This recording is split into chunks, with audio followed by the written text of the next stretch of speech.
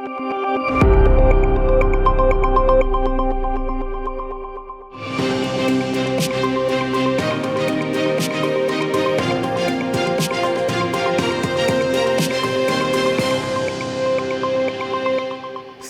Zewaguego Ganawage, welcome to Ratsénhaienhs report. First off, I'd like to just say that my lead portfolio is health, and also I'm the lead portfolio chief on the infrastructure, transportation, operations, and I'm also on the social supports and development as a second chief on the portfolio. Recently, I've been contacted by Hydro-Quebec regarding the pruning of the vegetation around the power lines. And the plan is to come into the community in the month of March to do pruning around the power lines 2 meters away from the power lines.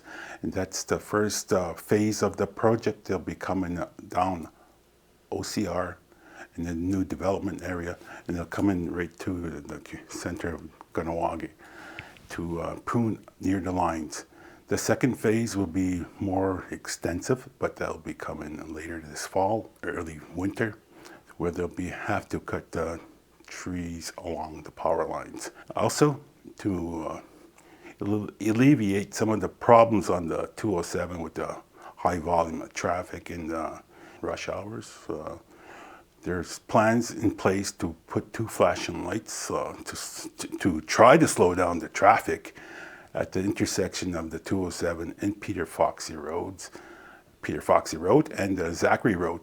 This will be, it's in the plans. It should be done probably before the summer. And other things like the green space project along the Mercier Bridge that's coming along, the final phase of the community consultation.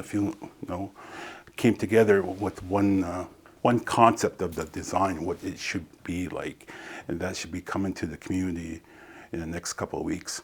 As the lead on the health portfolio, I'm a member over at the board of directors at the Calgary Memorial Hospital. We meet monthly.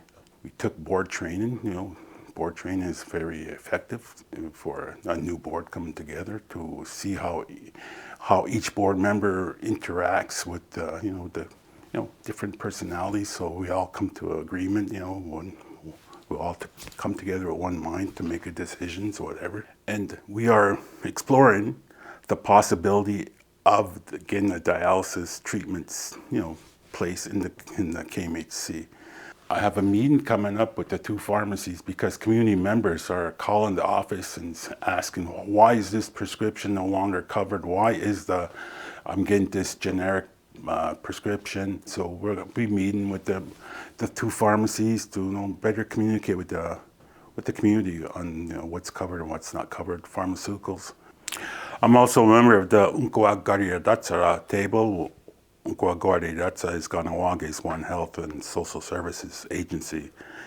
I have been busy with the 2032 Community Wellness Plan. As you may have seen, it's been throughout the community at different venues, different locations throughout the summer up to the past couple of weeks.